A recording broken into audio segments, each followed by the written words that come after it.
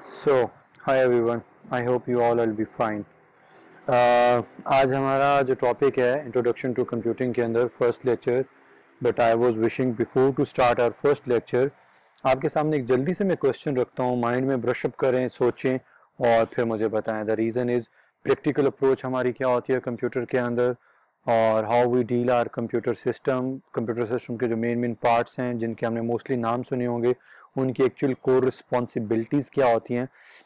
Let me talk about this, but the question is hurry up. ये आप लोगों के लिए क्वेश्चन है, आप अपना कॉन्सेप्ट ब्रश अप कर लेंगे.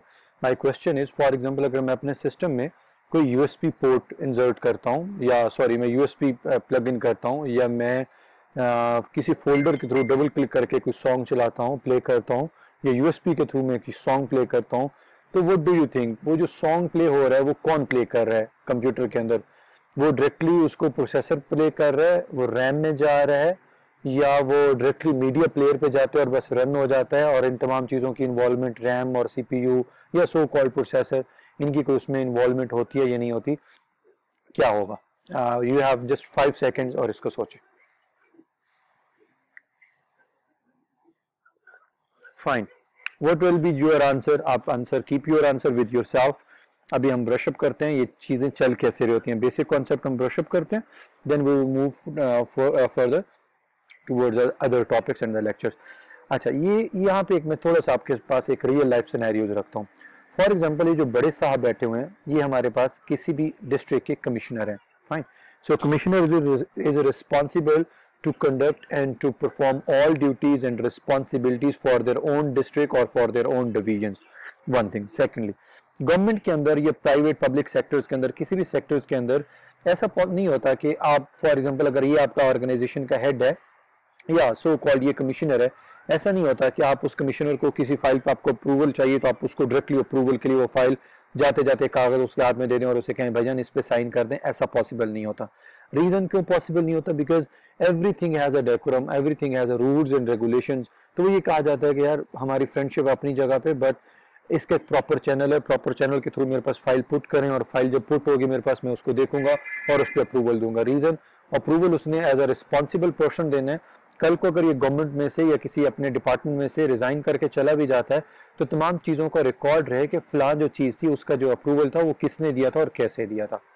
तो उसका प्रोसीजर ये है कि उसके डिफरेंट ऑफिस बॉय हैं, वो उस ऑफिस बॉय उस फाइल को रिसीव करते हैं और उसके टेबल पे इस तरीके से प्लेस कर देते होंगे. फाइन. बट इस टेबल पे फाइल प्लेस होने से पहले आपको मैं एक और चीज बताता जाऊं, ये कॉमन सेंस की बात है. एक डिस्पैच रजिस्टर में वो फाइल की एंट्री होती होगी. No, the point is sir हम फाइल की एंट्री डिस्पैच रजिस्टर में क्यों कर रहे हैं? डायरेक्ट हम इसके टेबल पे रखें, जब ये फ्री होगा कमिश्नर ये फाइल इसको रिव्यू करेगा और उस पर अपना डिसीजन दे देगा. नो, द पॉइंट इज अगर ये हम डिस्पैच रजिस्टर में एंट्री नहीं होती तो फॉर एग्जांपल ये एक हेल्थ डिपार्टमेंट का कोई ऑफिसर था, इसने हेल्थ डिपार्टमेंट से फाइल यहाँ पे बड़ी इंपॉर्टेंट और कॉन्फिडेंशियल फाइल कमिश्नर के अप्रूवल के लिए इसके ऑफिस में भिजवाई, और अगर उसकी रजिस्टर में एंट्री नहीं होती तो ये नहीं पता चलेगा ये फाइल कहाँ से आई है, किसकी है, कब आई थी, कब वापस जानी है. एक scenario. The other perspective of the picture is भाई साहब कहते हैं, ये भाई साहब कहते हैं या यहाँ पे कोई ऑफिस बॉय, जो ऑफिस बॉय मैंने बनाए हुए छोटे छोटे, ये ऑफिस बॉय में से कोई बंदा ये कॉन्फिडेंशियल फाइल गुम कर देता है. आफ्टर 1 मंथ और आफ्टर 1 वीक ये हेल्थ डिपार्टमेंट वाला ऑफिसर कहेगा कि यार फाइल तो मैंने कमिश्नर को भिजवा दी है. कमिश्नर कहेगा मेरे पास तो फाइल आई नहीं है. तो एक इंपॉर्टेंट फाइल लॉस हो जाएगी और पता नहीं चलेगा फाइल कहाँ पे है. थर्ड पर्सपेक्टिव, हमसे चीफ मिनिस्टर पूछ लेता है कि भाई आपके ने फलां फाइल या फलां प्रोजेक्ट का स्टेटस क्या है. तो हेल्थ डिपार्टमेंट वाले से अगर ये पूछते तो हेल्थ डिपार्टमेंट वाला कहेगा सर ये फाइल तो मैंने भेज दी है कमिश्नर ऑफिस को अप्रूवल के लिए. वो कहेंगे प्रूफ दो तुमने कहाँ भेजी है. तो ये अपना डिस्पैच रजिस्टर फौरन ओपन करेगा और ये कहेगा ये देखें जी फलां डेट को फलां टाइम पे इसके फलां ऑफिस बॉय को या ऑफिस असिस्टेंट को या प्राइवेट सेक्रेटरी को मैंने ये फाइल हैंड ओवर की थी और सर ये उसकी एंट्री है. So now the crux of the story is, जो भी फाइल आती है किसी भी मीन से आती है उसकी पहले डिस्पैच रजिस्टर में एंट्री होती है कि ये फाइल किससे हमने रिसीव की, किस डिपार्टमेंट की थी, किस पर्पज के लिए आई है, और डिस्पैच रजिस्टर में एंट्री होने के बाद फाइल प्लेस कर दी जाती है कमिश्नर के टेबल पे. एक बात. दूसरी बात, इस कमिश्नर ने बाहर से कोई फाइल नहीं है, इस कमिश्नर ने अपने डिपार्टमेंट का कोई 1980 का कोई फॉर एग्जांपल एक कोई इशू हाई रेज हुआ. उस इशू के अंदर इससे पूछा जाता है 1980 में एक प्लाजा बना था, ये एक बिल्डिंग बनी थी भाई, उस बिल्डिंग की इंक्वायरी के लिए आप मुझे अपने कमेंट दें। अब वो जो इससे पहले वाला कमिश्नर होगा वो तो रिटायर्ड हो चुका होगा, ये कमिश्नर क्या करेगा, इसके टेबल पे तो फाइल नहीं पड़ी होगी और ना ही कहीं एक्सटर्नल रिसोर्सेज से फाइल आनी है। ये हो सकता है अपने कोई बड़े वाले स्टोर रूम में से कहे कि जी 20 ईयर्स पुरानी जो फाइल है वो लेकर आ जाए, वो भी सबसे पहले इसके टेबल पे आएगी, या इसके अपने ऑफिस में कोई कबोर्ड बनी हुई है वहां से भी फाइल इसके टेबल पे आएगी, एक्सटर्नल रिसोर्सेज से कोई फाइल डिसीजन के लिए आती है तो भी फाइल इसके टेबल पे आएगी। पॉइंट इज जो भी फाइल है what ever the task is, that task would be placed on his और ऑन हर टेबल, इस टेबल पे पुट किया जाएगा। जब ये कमिश्नर साहब फ्री होंगे तो ये 1 बाय 1 फाइल को पकड़ेगा, देखेगा और ये कहेगा कि भाईजान ये ऐसे ऐसे काम है, ठीक है, इस पे डिसीजन लेना है। अब पॉइंट ये है कि डिस्ट्रिक्ट तो बहुत बड़ा होता है, एक डिस्ट्रिक्ट में मल्टीपल डिपार्टमेंट्स होते हैं, मल्टीपल प्रोजेक्ट्स चल रहे होते हैं, मल्टीपल कंप्लेंट्स होती हैं, मल्टीपल इंक्वायरीज होती हैं, तो ऐसा पॉसिबल नहीं है कि कमिश्नर तमाम तर काम सारे कर ले। One thing, secondly it's also not possible for this commissioner कि ये हर चीज को जानता हो। फॉर एग्जाम्पल ये फर्स्ट वाली फाइल पड़ी है, किसी ने किसी की जमीन पे कब्जा कर लिया, लैंड के रिलेटेड ये फाइल है। ये दूसरी वाली फाइल पड़ी है, किसी फैक्ट्री में आग लग गई थी, और या फॉर एग्जांपल एक फैक्ट्री को बनाना चाह रहा है, हाई रेज फैक्ट्री, तो इसके फैक्ट्री को बनाने के लिए कौन कौन से रूल्स एंड रेगुलेशंस होते हैं, गवर्नमेंट कौन कौन सी चीजें बॉदर करती है, वो भी हो सकता है कमिश्नर को ना पता हो। कुछ चीजें ऐसी होंगी जिसमें कमिश्नर को पता होगा, लेकिन कुछ चीजें डोमेन्स ऐसी होती हैं, डिफरेंट डिपार्टमेंट्स हैं, हेल्थ है, लॉ इन्फोर्समेंट है, एजुकेशन है, पब्लिक एडमिनिस्ट्रेशन है, रोड्स हैं, हाईवेज हैं, बहुत सारे इश्यूज हैं। तमाम तर इश्यूज का अल्टीमेट अप्रूवल फॉर एग्जांपल अगर कमिश्नर ने देना है तो ऐसा पॉसिबल नहीं है ये तमाम तर चीजों में हरफन मौला हो या ट्रेंड हो, ऐसा नहीं है। तो ये क्या करेगा, एक फाइल यहां से पकड़ी, फॉर एग्जांपल ये लॉ एंड रेवेन्यू के हवाले से थे, लैंड के हवाले से थी, प्रॉपर्टी के हवाले से थी, ये फाइल उठा के अपने एक असिस्टेंट कमिश्नर को दे देगा। आपने नाम सुने होंगे, assistant commissioner, deputy commissioners and the commissioners. Then जनाब इसने कोई और किसी एक XYZ मैटर की फाइल पकड़ी जिसमें ये एक्सपर्ट नहीं था, बट इसने ये फाइल पकड़ी और ये साथ ही इसने अपने दूसरे डिप्टी कमिश्नर या असिस्टेंट कमिश्नर को दे दी। सेम इस तरह उसने तीसरी फाइल पकड़ी और तीसरे अपने ऑफिसर्स को दे दी कि आप ये अलग काम कर रहे हैं, ये अलग काम कर रहे हैं, ये अलग काम कर रहे हैं, but all 3 persons are working on the behalf of this commissioner. इन लोगों का ये कंसर्न नहीं है कि फाइल कहां से आई हुई है, इनका इन सब ऑफिसर्स का काम ये है, हमें इस बड़े ऑफिसर ने फाइल दी है, हमने इस पे अपना कमेंट, अपनी ऑब्जर्वेशन या अपना रूल्स एंड रेगुलेशन इसको बताना है और ये फाइल हमने दोबारा दे देनी है इस बड़े कमिश्नर भाई साहब को। ये बड़ा कमिश्नर भाई साहब क्या करेगा, उसके ऊपर अपना फाइनल कमेंट लिखेगा कि भाई इस बिल्डिंग का अप्रूवल देना है नहीं देना, हाई रेज बिल्डिंग बनानी है नहीं बनानी, ये रोड बनना है नहीं बनना, फलां डिपार्टमेंट को फलां प्रोजेक्ट्स के लिए इतने पैसे रिलीज करने या नहीं करने, ये फाइनल डिसीजन फिर ये दे रहा होगा। ऑल दो काम ये कर रहे होंगे, ये अपना डिसीजन देके इसको देंगे, लेकिन अल्टीमेट जो अनाउंसमेंट है वो ये वाला बंदा करेगा। जब इसने अपनी अनाउंसमेंट कर ली तो फिर ये क्या करेगा, डिस्पैच रजिस्टर में दोबारा फाइल की एंट्री करवाएगा और वापस भिजवाएगा देगा। रीजन, हेल्थ डिपार्टमेंट वाले ने प्रूफ के लिए डिस्पैच रजिस्टर में एंट्री करवाई थी that you received my file. In the same way when he is completing his own task, तो इसने फिर डिस्पैच रजिस्टर में एंट्री की और कहा जी टास्क मैंने मुकम्मल करवा के फलां दिन आपको फाइल वापस भिजवा दी।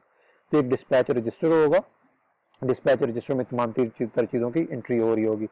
एक बात, दूसरी बात बड़ा कॉमन सी बात है, इट्स नॉट पॉसिबल ये जो फाइल्स पड़ी हैं ये फाइल सब की सब ये कमिश्नर साहब एक वक्त में खोल के पढ़ना शुरू कर दें। ह्यूमन बीइंग है ना, ब्रेन उसका एक्सेप्ट नहीं करेगा, वो एक टाइम पे एक चीज पढ़ सकता है, प्रोसेस कर सकता है। तो ऐसा पॉसिबल नहीं है कि तीनों फाइल्स इकट्ठी पढ़ना शुरू कर देगा। हाँ, ये पॉसिबल हो सकता है मॉडर्न वे में, ये है कि पहले एक कमिश्नर अकेले काम करता था, but now if I am talking about the current era, if I am talking about the current century, so अब ये है कि वो एक वक्त में अब एक फाइल नहीं पढ़ रहा, एक्चुअली वो एक वक्त में 3 फाइल्स पे काम कर रहा है। बट बैकग्राउंड पे वो एक वक्त में 3 फाइल्स पे काम नहीं कर रहा, 3 फाइल्स डिफरेंट ऑफिसर्स को दे दी गई, पैरेलल वो अलग अलग काम कर रहे हैं और वो अपना अपना काम करके इसको दे रहे हैं और वो फिर दोबारा इन पे अपना फाइनल डिसीजन दे रहा है। तो अपेरेंटली हमें ये लगता है कि ये शायद तीनों फाइलों पे ये अकेला काम कर रहा है, लेकिन वो अकेला काम नहीं कर रहा होता, अल्टीमेट उसके सब ऑफिसर्स उस पर काम कर रहे होते हैं। वन थिंग, सेकेंडली ये सिनेरियो जब आपको समझ लग जाएगा तो कंप्यूटर को समझना बहुत आसान हो जाएगा और ट्रेडिशनल थ्योरेटिकल वे में जो बुक्स में चीजें होती हैं हम उससे बच जाएंगे, हमें ये कॉन्सेप्ट क्लियर हो जाएगा। और वो जो सबसे पहला वाला क्वेश्चन मेरा था, मैं कोई भी चीज प्ले कर रहा हूँ तो वो क्या प्रोसेसर में जा रही है या नहीं जा रही, रैम में जा रही है या डायरेक्ट मीडिया प्लेयर उसको एग्जीक्यूट कर रहा है, या यूएसबी से डायरेक्टली एग्जीक्यूट हो रही है, वन थिंग। अच्छा, अब इसका जो टेबल है, अब हम लोगों ने एक चीज तो आइडेंटिफाई कर ली, whatever the task is, इसके अपने किसी ऑफिसर ने कोई अप्रूवल लेना है, इसके स्टोर से कोई फाइल उठ के इसके अप्रूवल के लिए आई है, या एक बड़े स्टोर से उठ के फाइल इसके अप्रूवल के लिए आई है, या किसी एक्सटर्नल डिपार्टमेंट से फाइल आई है को अप्रूवल के लिए। Every file, everything, every page has to be kept, every page has to placed on his table. Table पे आना जरूरी है, टेबल पे नहीं आएगा वो चीजों को बॉदर नहीं करेगा, और जैसी टेबल पे चीजें आती हैं डिस्पैच रजिस्टर में एंट्री हो जाती है। ये अपने अपने काम परफॉर्म करते हैं, अल्टीमेट बैकग्राउंड पे ये काम परफॉर्म कर रहे होते हैं, ये उन कामों का डिसीजन इसको देते हैं, ये दोबारा फाइल टेबल पे पुट करता है और डिस्पैच रजिस्टर में एंट्री करके वापस भिजवा देता है। एक बात आपने देखा होगा, टेबल पे भी गवर्नमेंट सेक्टर्स के अंदर या पब्लिक सेक्टर्स के अंदर फाइल्स प्लेस करने के लिए टेबल पे भी जगह होती है। आपने देखा होगा कुछ फाइल्स टेबल के बिल्कुल फ्रंट पे पड़ी होती हैं, वो बहुत इंपॉर्टेंट होती होंगी। कुछ फाइल्स ऐसी होती हैं जो कि साइड पे पड़ी होती हैं, मे बी उनकी लीस्ट प्रायोरिटी हो। कुछ फाइल्स ऐसी हैं, अच्छा एक और बात, अब फॉर एग्जांपल कुछ चीजें ऐसी हैं, ये दो फाइल्स मैंने साइड पे रखी हुई, ये कौन सी फाइल्स हो सकती हैं? फॉर एग्जांपल ये कैसी फाइल है, ये वाली फाइल है इसके अटेंडेंस की, जो इसने अपनी अटेंडेंस मार्क करनी है, या कोई ऐसी फाइल जो बार बार एक काम करने के लिए, फॉर एग्जांपल डेली बेसिस पे कमिश्नर को चीफ मिनिस्टर साहब डेली कॉल करते हैं और कहते हैं मुझे फलां चीज का स्टेटस दें, तो ये कहेगा यार हर वक्त ये जो टेबल पे फाइल रखना, फिर वापस रखवा देना, फिर दोबारा इधर लेकर आना, डिस्पैच रजिस्टर में एंट्री करवाना तो बेहतर नहीं है। वो फाइल जो बार बार मुझसे पूछी जाती है वो मैं उठा के अपने पास ही रख लूं, ये फाइल वो अपने पास रख लेगा अर्जेंट मैटर्स वाली, या ऐसे काम जो बार बार यूज हो रहे हैं वो फाइल ये अपने पास रख लेगा, और जब इसको वो फाइल जरूरत पड़ेगी तो इसको किसी ऑफिस बॉय को ये नहीं कहना पड़ेगा कि भाईजान वो फाइल ले आए टेबल पे, डिस्पैच रजिस्टर में एंट्री करें और फिर ये उसको पढ़ना शुरू करे। टाइम टेकिंग एक्टिविटी है। सो द सीक्वेंशियल टास्क या रेगुलर बेसिस के जो टास्क या ऐसे टास्क जो बहुत ज्यादा जिनकी अक्रेंस हो रही है, ये उन फाइल्स को अपने पास यहाँ पे रख लेते हैं अलग, ठीक है। और ये मोस्ट इंपॉर्टेंट फाइल्स हैं जिनमें बार बार टास्क होते हैं।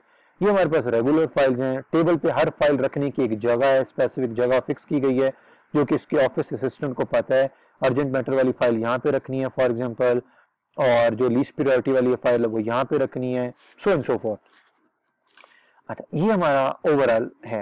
अब मैं अगर बात ये करूं कि ये तमाम तर चीजें, ये असिस्टेंट कमिश्नर 1 से लेकर भाईजान commissioner, table, files, office assistant, ये वाला रैक, ये वाला स्टोर रूम, फाइल का आना, फाइल का जाना, इसको किसने अथॉरिटी दी कि तुमने अप्रूवल देना है नहीं देना, इसने कितनी लिमिटेशन में रह के अप्रूवल देने हैं, वो लॉ एंड रेगुलेशंस कौन डिसाइड करेगा, ये तमाम तर इन्वायरमेंट की जो वर्किंग है वो कौन डिसाइड कर रहा होगा?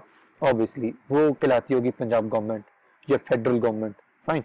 सो इन सिंपल वर्ड्स, ओवरऑल अगर मैं कहूँ जी पंजाब गवर्नमेंट क्या काम करती है, तो आप ये नहीं कह सकते पंजाब गवर्नमेंट एक फाइल पे अप्रूवल देती है, नहीं। So we will say Punjab government क्या करती है, ये पूरे सेटअप के अंदर जितने काम हो रहे हैं उन काम को मॉनिटर करना, कौन बंदा क्या काम कर सकता है, किसके पास क्या अथॉरिटी है, किसके पास कौन कौन से रूल्स एंड रेगुलेशंस हैं, वो तमाम तर चीजों की इंप्लीमेंटेशन एंड इंश्योरेंस कौन करता है? पंजाब गवर्नमेंट करता है ओवरऑल इस सेटअप की। फाइन।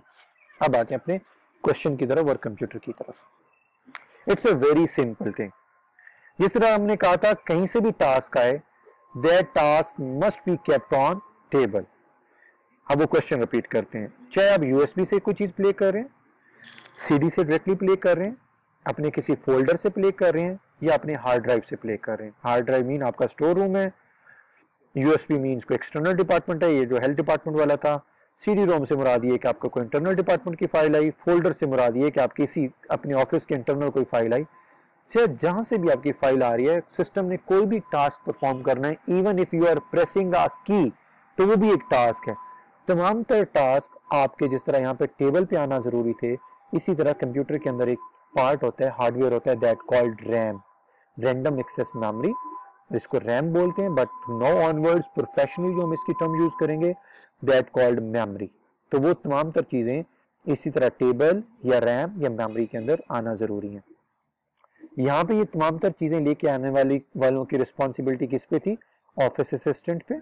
हर ऑफिस असिस्टेंट आपको पता होगा डेडिकेटेड होता है। कुछ ऐसे ऑफिस असिस्टेंट होते हैं जो इंटरनल फाइल्स की हैंडलिंग कर रहे होते हैं, कुछ एक्सटर्नल फाइल्स की हैंडलिंग कर रहे होते हैं, डिफरेंट रिस्पॉन्सिबिलिटीज होती हैं। According to these responsibilities system के अंदर इस रैम के अंदर जो चीजें लेकर आनी है वो रिस्पॉन्सिबिलिटी जिस पे लाया करती है that called computer buses. Her computer बस का एक कंप्यूटर के अंदर स्पेसिफिक रूट है, स्पेसिफिक रिस्पॉन्सिबिलिटी है, स्पेसिफिक कैपेसिटी है। यूएसबी से डाटा अगर लेकर आना है या कोई चीज प्ले करनी है तो उसके लिए डेडिकेटेड डाटा बस होगी, वो डाटा लोड करेगी, रैम में लेकर आ जाएगी। यूएसबी के लिए एक डेडिकेटेड डाटा बस है, वो अपना डाटा लोड करेगी, डाटा बस पे लोड होएगा, रैम में आ जाएगा। फोल्डर से कोई चीज प्ले करनी है, आपने जैसे ही डबल क्लिक किया ऑटोमेटिकली उसकी डाटा बस में वो डाटा लोड हो गया, फॉरन that would be kept in RAM, hard drive से सो एंड सो फोर्थ। सो अब हम मैप करने जा रहे हैं, कहीं से भी कोई टास्क आ रहा है, for this commissioner that task must be placed on table. Computer के अंदर कुछ भी आप कर रही हैं, what ever the task is, वो टास्क आपके डाटा बस के थ्रू लोड होगा और मेमोरी में आ जाएगा, मतलब रैम में आ जाएगा। अब आते हैं कमिश्नर साहब पे। यहाँ पे कमिश्नर ने काम करना था, सेम इसी तरह यहाँ पे हमारे पास काम करने वाला कौन है, प्रोसेसर, जिसका नाम आपने अक्सर सीपीयू सुना होगा। प्रीवियसली अगर मैं आपको एग्जांपल कोट करूं तो यू विल बी सरप्राइज्ड कि सर हमें तो लगता था वो जो लोहे वाला बड़े वाला एक डिब्बा पड़ा होता है, बॉक्स होता है जिसमें तमाम हार्डवेयर लगे होते हैं, सर वो सीपीयू नहीं होता। नहीं, वो सीपीयू नहीं होता। एक्चुअली सिस्टम के अंदर लगा हुआ प्रोसेसर जो है that called CPU, central processing unit. ये कमिश्नर की तरह सीपीयू रिस्पॉन्सिबल है तमाम तर काम करने का। सीपीयू को कोई भी काम आप डायरेक्टली नहीं दे सकते, कोई भी काम आप डायरेक्टली नहीं दे सकते। जैसे मैंने अभी कहा था, कमिश्नर को कोई काम आप डायरेक्टली नहीं दे सकते, आप प्रॉपर चैनल के थ्रू डिस्पैच रजिस्टर में एंट्री करने के बाद उसके टेबल पे पुट करेंगे, देन वो उसको बॉदर करेगा। अगर फाइल यहाँ पे नहीं है तो he is not responsible. CPU ने सेम इस तरह डायरेक्ट काम करना है और वो काम तब तक परफॉर्म नहीं करेगा जब तक वो रैम में लोड नहीं होगा। जैसे यहाँ पे टेबल पे था, सेम इस तरह यहाँ पे रैम है, रैम में लोड होगा तब इसको पता चलेगा मेरे करने के कौन कौन से काम है। इन सिंपल वर्ड्स, फोल्डर में we have the millions of files in our computers, but वो ऐसा नहीं है कि कोई फाइल को खुद ही पकड़े और कहे जी मेरा दिल कर रहा था और मैंने जनाब बरसेज का गाना सुनना शुरू कर दिया, मैंने आतिफ असलम का कोई सॉन्ग प्ले कर दिया, ऐसा नहीं है। सो जितना यहाँ पे बहुत सारी फाइल्स होंगे इस डिपार्टमेंट के अंदर, बट जिस फाइल पे काम करना है उस फाइल का टेबल पे होना जरूरी है। In the same way there are a lot of files, there are a lot of objects, but जिस ऑब्जेक्ट को परफॉर्म करना है वो रैम में आना जरूरी है। रैम को देखकर सीपीयू को इंफॉर्मेशन चली जाती है, now I have to do some task. एक बात। दूसरी बात, यहाँ पे प्लीज जरा बी अटेंटिव, यहाँ पे बहुत कोर एक डिस्कशन हम करने जा रहे हैं। हमने कहा था सर ये कमिश्नर एक वक्त में एक काम नहीं कर सकता, बट सीपीयू तो हमारे एक वक्त में मल्टीपल काम कर रहा होता है। मैं सेम टाइम पे I am listening my songs, I am using my browser, I am using my Facebook, I am using MS word, I am using some other software as well. तो एक time पे sir हम एक से ज्यादा काम कर रहे हैं, लेकिन आपने कहा था कमिश्नर और सीपीयू सेम होते हैं, तो कमिश्नर तो एक वक्त में एक से ज्यादा फाइल्स नहीं पढ़ सकता था, बट यहाँ पे हमारा सीपीयू या प्रोसेसर तो एक टाइम में एक से ज्यादा फाइल्स रीड कर सकता है, ऑपरेशन परफॉर्म कर सकता है। So now what's your opinion? My opinion is, we said commissioner के पास बैकग्राउंड के ऊपर अपने डिफरेंट ऑफिसर्स होते हैं to perform the different task. हर ऑफिसर अपने अपने काम का एक्सपर्ट है, अपनी अपनी फील्ड का एक्सपर्ट है। In the same way CPU के पास भी अपनी अपनी फील्ड एक्सपर्टीज होती हैं। मैं आपको बताता हूँ वो कैसे। You remember when, if I'm talking about a few years back, we have computers like Pentium 1, Pentium 2, Pentium 3 and Pentium 4. उसमें एक सिंगल प्रोसेसर होता था और उन अपने पुराने कंप्यूटर्स के ऊपर हम 2 या 3 से ज्यादा काम अगर करने की कोशिश करते तो हमारा सॉन्ग या हमारा मूवी या हमारी जो गेम होती थी वो पॉज उसमें आना स्टार्ट हो जाता था, वो रुक रुक के चलना शुरू हो जाती थी, बिकॉज उसके पास सीपीयू के पास फर्दर काम करवाने के लिए फुल फ्लेज टीम नहीं होती थी। But now in the modern era हम लोगों ने फिर प्रोसेसर सुने, आपको आइडिया होगा, core two duo, dual core, quad core, फिर i3, i5, i7, ये डिफरेंट प्रोसेसर आए हमारे पास। इनका मतलब ये है, इन सिंपल वर्ड्स, अगर मैं i7 की बात करूं तो इसका मतलब ये है कमिश्नर की तरह इस सीपीयू के पास 7 ऐसी कोर्स हैं, 7 ऐसे डिफरेंट लोग हैं जो कि सेम इसी तरह अपनी अपनी फील्ड में एक्सपर्ट है और वो काम करते हैं। Let me brush up. The point is, RAM में अब 7 डिफरेंट टास्क अपलोड हुए। सीपीयू तो एक वक्त में या कमिश्नर एक वक्त में एक टास्क कर सकता था, but now I am talking about the modern technology. ये 7 के 7 टास्क अपने पास उठाएगा, उनकी नेचर देखेगा, बिकॉज इसने आइडेंटिफाई करना था कि कौन सा टास्क किसको भेजना है, कौन सी फाइल किसको मैंने भेजनी है। सेम इस तरह ये 7 के 7 टास्क को पिक करेगा, उनकी नेचर देखेगा, उनका बैकग्राउंड देखेगा और अपनी अपनी कोर में वो 7 के 7 टास्क डिवाइड कर देगा कि भाई तुम लोग इस पे काम करना शुरू कर दो। वो different 7 course, they will perform their own duties, and after performing their tasks and duties, that task would be submit or sent back to the CPU। जिस तरह इन्होंने अपने काम मुकम्मल करने के बाद वो फाइल इसको भेजी थी, ना कि उन्होंने ये फाइल ना कि उन्होंने अपनी ये वाली फाइल डायरेक्ट हेल्थ डिपार्टमेंट को नहीं भेज दी थी। इन्होंने अपने टास्क कंप्लीट किए, कमिश्नर को भेजे। सीपीयू के अंदर जो अपनी कोर्स हैं, i7 है, i4 है, क्वाड कोर का मतलब है 4 कोर्स होंगी, डुअल कोर का मतलब है 2 कोर्स होंगी। हर कोर्स अपनी अपनी डेडिकेशंस रखती है। मैं अभी उस डेडिकेशंस की तरफ नहीं जा रहा कि वो कौन कौन सी डेडिकेशंस हैं, कौन कौन सी चीजें होती हैं, बट हर कोर की अपनी अपनी एक डेडिकेशंस है। वो अपनी अपनी डेडिकेशंस के थ्रू टास्क डिवाइड करता है। ये इंटरनल एक पार्ट होता है इसका।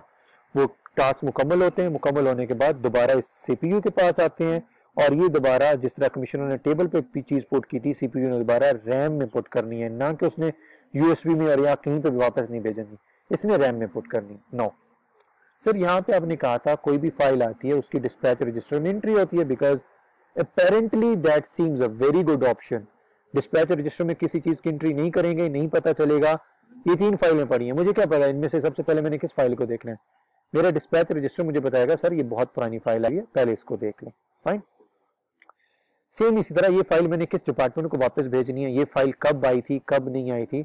Everything is being recorded in dispatch register in the same way we have computer registers in our computer. यहां से कोई भी टास्क जब डेटा बस पे लोड होता है तो उसकी रजिस्टर में एंट्री होती है। रैम में कहां पे अपलोड हो रहा है उसमें भी एंट्री होती है। जैसे हमने कहा था टेबल में फाइल यहाँ पे रखनी है, यहाँ पे रखनी है, यहाँ पे रखनी है, इस कंप्यूटर रजिस्टर्स में एंट्री होती है। कंप्यूटर रजिस्टर में एंट्री होने के बाद जब रैम इनको भेजता है सीपीयू में प्रोसेसिंग के लिए, फिर एंट्री होती है। प्रोसेसर उनको जब वापस काम मुकम्मल करने के बाद जब यहाँ भेजता है तो डिस्पैच रजिस्टर में एंट्री होती है कि मैंने कौन कौन से टास्क परफॉर्म कर दिए हैं और कौन कौन से टास्क परफॉर्म नहीं किए, और ये फाइल दोबारा हम लोगों ने कहाँ वापस भेजनी है। तो पॉइंट इज सेम इसी तरह डिस्पैच रजिस्टर की तरह we have different computer registers जो कि हर आने वाले प्रोसेस की, हर आने वाले टास्क की, हर आने वाले काम की तफसीलात यहाँ पे रखता है, और यहाँ से हमें आइडिया होता रहता है। इस कंप्यूटर रजिस्टर से एक्चुअली डेटा बसेस को, रैम को और प्रोसेसर को ये पता चलता रहता है कौन सा टास्क है, कहाँ से आया, कब आया, कैसे मैंने परफॉर्म करना है, परफॉर्म करके मैंने वापस कहाँ भिजवाना है। ये तमाम तर इंफॉर्मेशन कहाँ होती है, कंप्यूटर रजिस्टर्स में।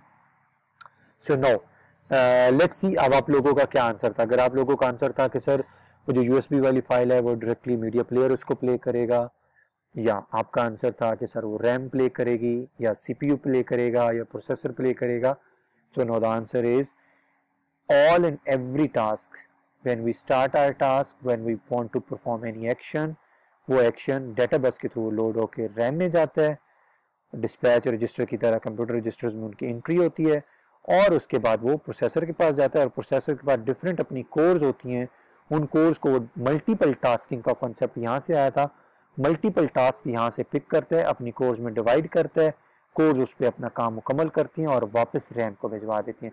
रैम इस डिस्पैच रजिस्टर के थ्रू देखते हैं, अच्छा यार ये वाला जो टास्क था ये तो मुझे यूएसबी से आया था, या फॉर एग्जांपल इस वाले फोल्डर से आया था, ये इस वाले फोल्डर की डेटा बस पे उसका रिकॉर्ड या उसका रिजल्ट लोड करेगा और वापस भिजवा देगा।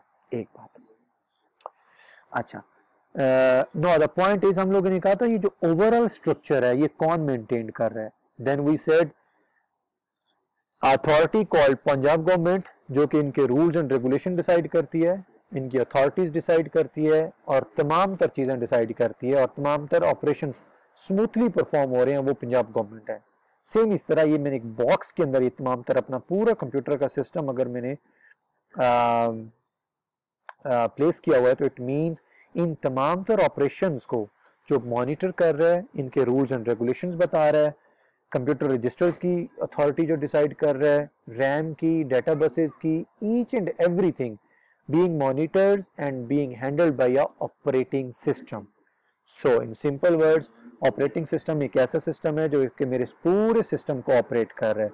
उसकी एग्जांपल है हमारी Windows 7, window 8, window 9, window XP, window millennium, so and so forth. So we have different windows to operate and to perform the different tasks. ये no, this is our another debate कि sir ये जो आपने different Windows के नाम लिए हैं, अभी आप लोग सिर्फ 2 विंडो से मेरे ख्याल से मैक्सिमम फेमिलियर होंगे। एक विंडोज़ जो आजकल आप माइक्रोसॉफ्ट विंडोज़ जो आप नॉर्मली सिस्टम में यूज़ करते हैं, या फिर ये आपको मैं एक आइकन दिखाता हूँ, या फिर ये, या फिर मैकिंटॉश, एप्पल मैकिंटॉश की विंडो जो कि आप मैकबुक्स वगैरह के लिए यूज़ करते हैं, ठीक है। तो इन तमाम तर चीज़ों को जो मैनेज कर रहा होता है वो दैट कॉल्ड ऑपरेटिंग सिस्टम। एक तो ये बहुत बेसिक सी चीज़ थी, बिकॉज जब हम थ्योरी पे जाते हैं तो जब तक हमें अपनी बेसिक स्ट्रक्चर का नहीं पता कि मेरी ये मशीन काम कैसे परफॉर्म कर रही है, तब तक हमें नहीं आइडिया होगा। सेम इसी तरह जब एक CSP ऑफिसर कॉम्पिटिटिव एग्जाम्स पास करके आता है तो उसको सबसे पहले गवर्नमेंट का स्ट्रक्चर बताया जाता है कि आपका स्ट्रक्चर होगा क्या, ताकि उसको एटलीस्ट आइडिया हो कि ये काम मैंने करने कैसे कैसे। उसको ऐसे ना हो कि वो घर गया हुआ हो, रास्ते में गुजरते हुए उसको किसी बंदे ने वो फाइल दी हो और सर ये फाइल प्लीज आप इस पर अप्रूवल दे दें, और वो अप्रूवल दे दें। नहीं, उसको एग्जैक्ट आइडिया होगा कि मैंने ये काम कैसे कैसे परफॉर्म करना है, और वो काम करने का जो प्रोसीजर उसको जो बता रहा है वो कौन है, पाकिस्तान गवर्नमेंट है, या इन सिंपल वर्ड्स पंजाब गवर्नमेंट है, या इन सिंपल वर्ड्स फेडरल गवर्नमेंट है। सेम इस तरह सिस्टम्स के अंदर डिफरेंट कंपोनेंट्स हैं, इन तमाम का rules and regulations, procedure, responsibilities decided हैं, और तमाम तर चीज़ें जो being monitored by operating system. अच्छा, एक चीज़ रह गई हमारे पास, हमने कहा था सर कुछ ऐसे टास्क हैं ये 2 फाइल्स की तरह के जो बड़े इंपॉर्टेंट हैं, रेगुलर बेसिस पे यूज होते हैं। तो वो रेगुलर बेसिस वाले टास्क यूज होने के बजाय, फॉर एग्जांपल ये ऐसी फाइल है जहाँ पे कमिश्नर ने अपनी अटेंडेंस मार्क करनी है, अगर ये मैं उठा के इस केबिन में रखवा दूँ, कैबिनेट में रखवा दूँ, या इस कैबिनेट में रखवा दूँ, नॉनसेंस होगा ना, दैट सीम्स स्टूपिड थिंग। आप कहेंगे यार एक फाइल तुम्हें डेली बेसिस पे चाहिए, हर आधे घंटे बाद चाहिए, हर 10 मिनट बाद चाहिए, और तुम इंतहाई स्टूपिड इंसान हो, तुमने वो फाइल उठवाई और इधर रखवा दी। यहाँ से एक बंदा डेली जाता है, लेकर आता है, डिस्पैच रजिस्टर में एंट्री करता है, फिर तुम्हें दे रहा होता है। क्या मतलब फजूल हरकत है। तुम ये फाइल अपने पास ही रख लो। तो ये टेबल से साइड पे करके ये फाइल अपने पास ही रख लेता है। सेम इसी तरह वो ऐसे टास्क जो सिस्टम को बार बार परफॉर्म करने होते हैं वो कैशे में रखे जाते हैं, ठीक है। अच्छा, अब आते हैं थोड़ा सा चीजों पे। एक और मजे की बात, स्टोर रूम की कैपेसिटी सबसे ज्यादा होती होगी, ये आपको पता है ना, ये मिलियंस ऑफ फाइल स्टोर कर सकता होगा। टेबल की बात करते हैं, टेबल पे मिलियंस ऑफ फाइल्स नहीं आती होंगी, लेकिन मे भी चंद फाइल आती हो।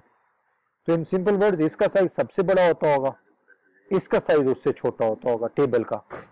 लेकिन अगर टेबल के दरमियान में डिस्पैच रजिस्टर की बात करूं तो डिस्पैच रजिस्टर तो बहुत ही छोटा होता होगा ना, जिसके अंदर डेडिकेटेड होगा कौन सी मेरे पास कोरियर मेरे पास आया, कौन सी फाइल आई, कौन सी इन हुई, कौन सी आउट। सेम इसी तरह वो फाइल जो इसने परमानेंट बेसिस पे, रेगुलर बेसिस पे यूज करने के लिए अपने पास रख ली, वो इन फाइल्स की तरह नहीं होंगी, या वो इतना साइज नहीं होगा जो टेबल पे पड़ा होता है, वो बहुत छोटी फाइल होंगी, कम होंगी।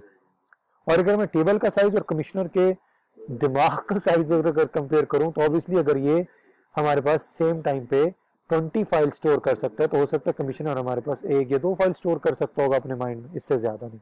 अब आते हैं इधर, सबसे बड़ी कैपेसिटी हमारे पास होती है हार्ड ड्राइव की, जिसको हम परमानेंट स्टोरेज बोलते हैं। टेबल की तरह छोटी, उससे कम मेमोरी होती है रैम की। डिस्पैच रजिस्टर की तरह कंप्यूटर रजिस्टर्स होते हैं, मल्टीपल रजिस्टर्स होते हैं, एक रजिस्टर नहीं होता, बहुत सारे रजिस्टर्स होते हैं, और हर रजिस्टर डेडिकेटेड कामों के लिए बनाया गया होता है। ये एक अलग डिबेट है, इसमें हम बाद में जाएंगे।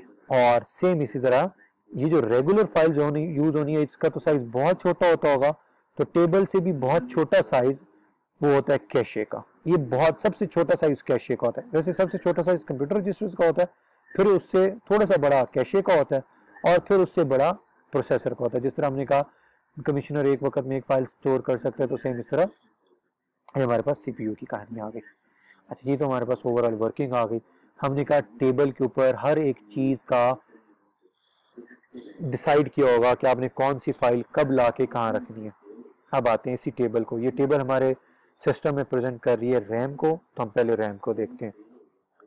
रैम में भी इसी तरह डिफरेंट एड्रेसेस होते हैं। ये देखें, एड्रेस 0 1 2 3, हर टास्क आने वाला अपने अपने एक स्पेसिफिक एड्रेस पे लोड किया जाता है, एक बात। दूसरी बात ये, हर एड्रेस हर एक प्रोसेस का, ये एक प्रोसेस है, हर एक प्रोसेस का एक स्टार्टिंग एड्रेस होता होगा, एक एंडिंग एड्रेस होता होगा। मैं बैक स्लाइड्स पे जाऊं, इसी तरह टेबल पे हर फाइल रखने की एक स्पेसिफिक जगह होती होगी, ठीक है। सेम मैं इस चीज को मैप कर रहा हूँ आपके रैम में, आपके डिफरेंट प्रोसेस होते हैं. No you will be the surprise. आपको एक और क्वेश्चन करता हूँ. आपने अपने लैपटॉप का या डेस्कटॉप का पावर का बटन ऑन किया, प्रेस किया, सिस्टम में कोई चीजें परफॉर्म की, कुछ टास्क परफॉर्म किए और वो आपको ले गया डेस्कटॉप तक. ये तमाम तर चीजें जो थी ये आपने तो नहीं की, आपने तो उसे कोई कमांड नहीं दी. वो ब्लू ब्लैक स्क्रीन, उसके ऊपर कुछ इंग्लिश चल रही है, कुछ ऐसी चीजें, आपने तो उसे कोई कमांड भी नहीं दी आपने करना या नहीं करना. वो कौन कर रहा होगा? सर ये तो बड़ा वैलिड क्वेश्चन है. सर वो तो प्रोसेसर कर रहा होगा ना, क्योंकि तमाम तर चीजें, ब्रेन तो ये है, तमाम तर चीजें तो कमिश्नर ने करनी है, तमाम तर चीजें तो प्रोसेसर ने प्रोसेस करनी है.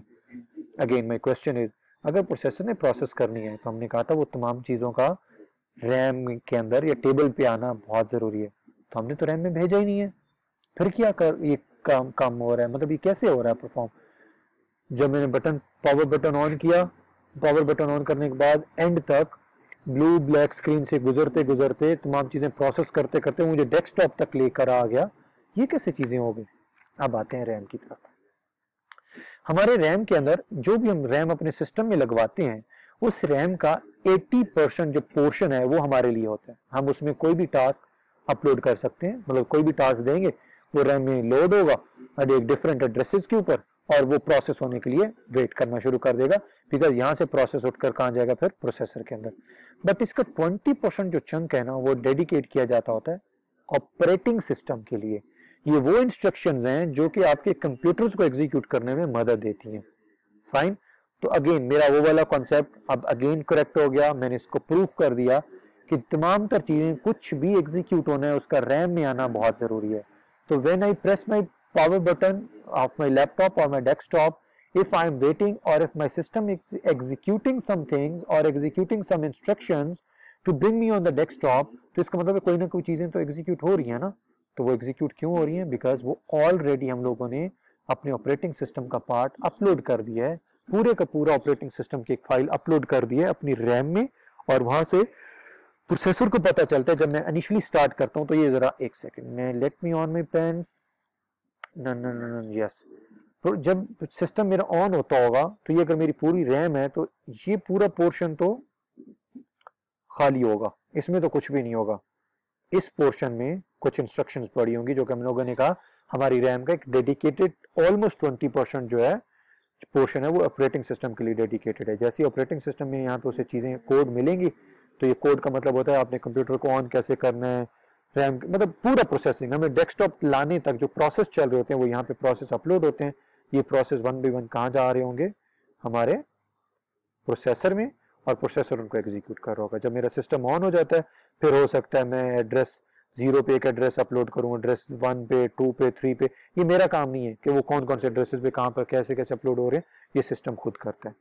अच्छा, एक लास्ट चीज हम लोगों ने अभी कहा था कमिश्नर के पास तो डिफरेंट असिस्टेंट कमिश्नर से, लेकिन यहाँ पे तो एक प्रोसेसर है, लेकिन मैं कह रहा था उसके डिफरेंट कोर्स हैं.